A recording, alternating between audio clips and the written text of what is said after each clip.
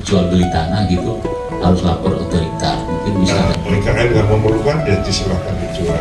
Jadi hanya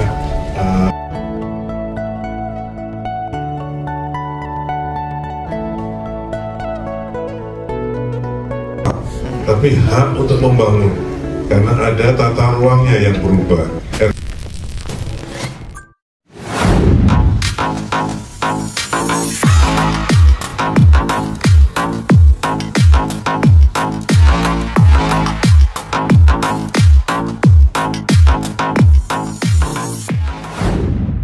Oke, spesial di video ini saya akan membahas mengenai peraturan jual beli tanah maupun pembuatan sertifikat di wilayah delineasi IKN.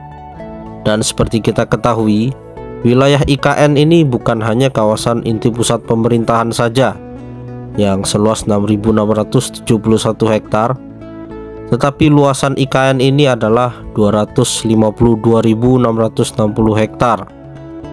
Dan dari luasan 250-an ribu hektar itu terdapat 7 kecamatan yang berada di 2 kabupaten, yaitu Kabupaten Penajam Pasir Utara dan Kabupaten Kutai Kartanegara, serta ada 54 desa dan kelurahan yang ada di dalam wilayah delineasi IKN tersebut.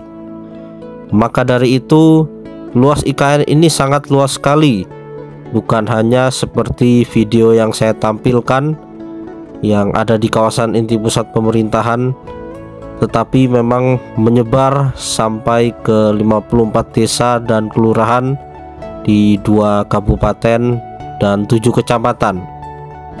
Dan inilah 9 wilayah perencanaan IKN dari total keseluruhan 252.660 hektar luasan IKN. Dan di sekelilingnya itu banyak area hijau seperti Taman Hutan Rakyat Bukit Soeharto, itu tidak boleh dibangun, dan seperti kita ketahui banyak tambang-tambang ilegal di sana yang telah diberantas.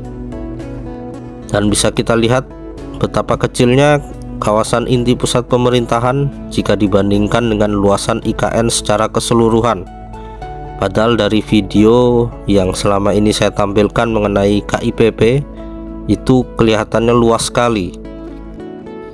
Maka dari itu di video ini secara spesial saya akan membahas mengenai jual beli tanah ataupun peningkatan sertifikat, dan juga mengenai PBG, persetujuan bangunan gedung, atau nama-lamanya izin mendirikan bangunan, yang dimana wilayahnya itu berada di luar kawasan inti pusat pemerintahan, seperti IKN Barat, IKN Selatan, IKN Timur, dan lain-lainnya, di mana di situ mayoritas adalah lahan masyarakat. Soal kan kemarin sudah ada kesepakatan Pak ya, batas wilayah delineasi itu. Nah ini jadinya IKN akan berapa banyak, akan bentuknya berapa kecamatan, berapa desa, kelurahan, dan mungkin jumlah penduduk hasil sensus kemarin dengan BPS kira-kira sudah berapa banyak. Dan ini pertanyaan terakhir Pak, kami menemukan banyak warga, setidaknya beberapa lah, yang mengeluh katanya setelah ada peraturan otorita IKN mengenai pembebasan lahan atau pembuatan sertifikat gitu, kira-kira buat warga yang mengklaim bahwa mereka sekarang kalau misalnya buat sertifikat atau jual beli tanah gitu harus lapor otorita. Mungkin bisa ada penjelasan lebih clear soal ini Pak. Terima kasih. Oke, terima kasih Bapak. Jadi pertama tentang sertifikat. Memang ini kami juga sudah dengan para notaris menyampaikan ya, ini ada 2 hak yang harus diketahui oleh masyarakat. Pertama, hak atas tanah, yang kedua hak atas membangun ya.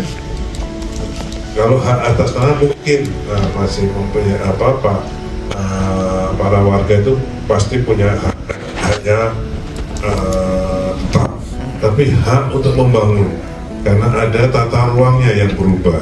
RDTR dengan adanya IKN ini berubah. Jadi makanya kalau mereka mau menjual tanahnya, tanya dulu ke IKN, RDTR-nya kayak apa.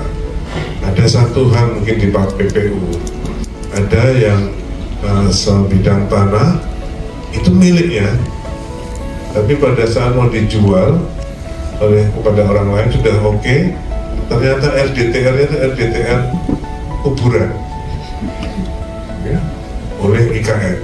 Kalau itu oleh IKN disebut sebagai keperluan kuburan, pasti dibeli oleh IKN. Gitu, ya.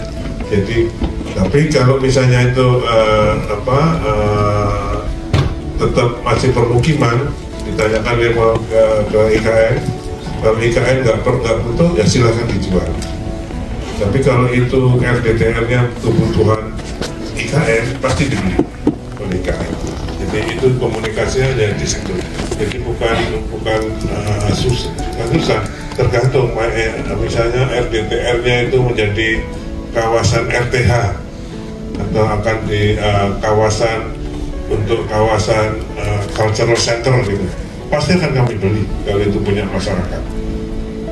Tapi kalau itu masih pemukiman biasa dan IKN nggak memerlukan, ya disilahkan dijual. Jadi ya itu kami sudah juga sosialisasikan dengan para notaris yang biasanya mewakili masyarakat. Yang kedua, yang terakhir tadi, yang delineasi.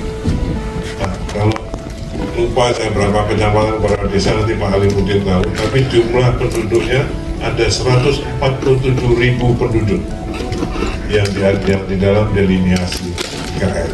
Kecamatannya berapa Pak? 7 Pak.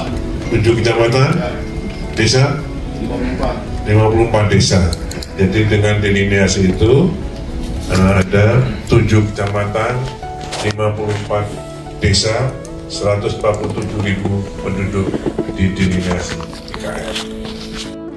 Jadi jelas pernyataan Bapak Basuki bahwa untuk jual beli tanah maupun peningkatan sertifikat sampai ke izin mendirikan bangunan atau persetujuan bangunan gedung, semua kita bisa koordinasikan ke kantor otorita IKN atau balai kota IKN, karena di wilayah IKN ini sudah ada rencana dasar tata ruang yang dimana kita tidak bisa sembarang membangun atau tidak bisa sembarang membeli tanah di wilayah yang masuk delineasi IKN ini, yang kini sudah mempunyai RDTR atau rencana dasar tata ruangnya. Dan banyak sekali ya masyarakat yang masuk di wilayah delineasi IKN ini hampir setiap hari datang ke kantor otorita atau balai kota IKN ini berkoordinasi atau bertanya atau berkonsultasi di bidang bagian Kedeputian Perencanaan dan Pertanahan, khususnya di Direktorat Pertanahan yang berkaitan dengan hal-hal mengenai jual beli tanah di wilayah delineasi IKN. Dan memang kehadiran otorita IKN di IKN saat ini sangat membantu sekali masyarakat yang masuk dalam wilayah delineasi IKN. Dan oke, sekian video saya kali ini. Terima kasih telah menyaksikan video ini. Sampai jumpa di kegiatan berikutnya. Salam Nusantara, salam Indonesia Maju.